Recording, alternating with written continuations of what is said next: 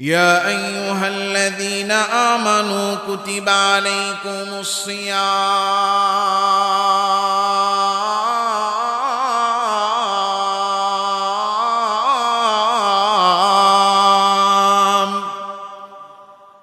كما كتب على الذين من قبلكم لعلكم تتقون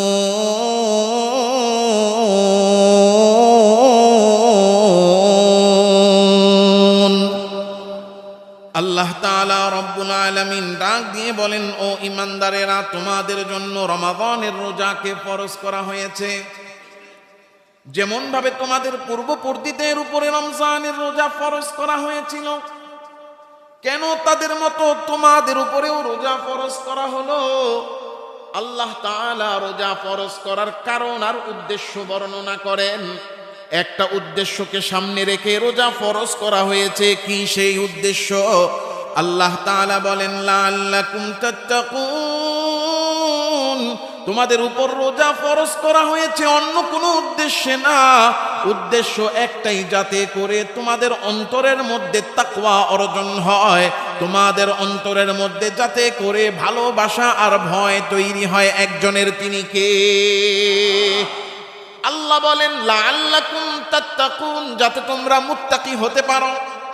তোমাদের উপর রোজা ফরজ করা হয়েছে যাতে করে রোজা রাখার মাধ্যমে তোমাদের অন্তরে তাকওয়া অর্জন হয়।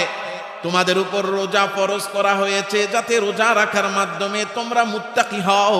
তোমাদের উপর রোজা ফরজ করা হয়েছে যাতে রোজা রাখার মাধ্যমে তোমরা পরহেজগার হও।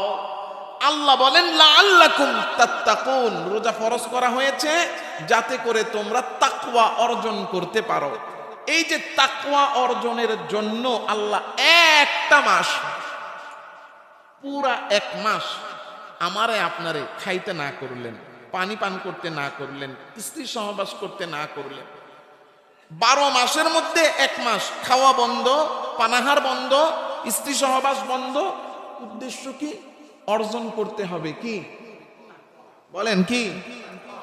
তাইলে যেই জিনিস অর্জনের জন্য এত মেহনত, এত ত্যাগ, এত কষ্ট, সেই জিনিসের দাম, গুরুত্ব আল্লাহর কাছে কম না বেশি? এই যে তাকওয়া এত গুরুত্বপূর্ণ জিনিস, যেই তাকওয়া বান্দার ভিতরে হাসিল করানোর জন্য এক মাসের রোজা ফরজ করা হয়েছে। এই তাকওয়া জিনিসটা কি? এই তাকওয়া জিনিসটা কি? আল্লাহর রাসূল সাল্লাল্লাহু আলাইহি ওয়াসাল্লামের সাহাবী হযরত ওমর রাদিয়াল্লাহু তাআলা আনহু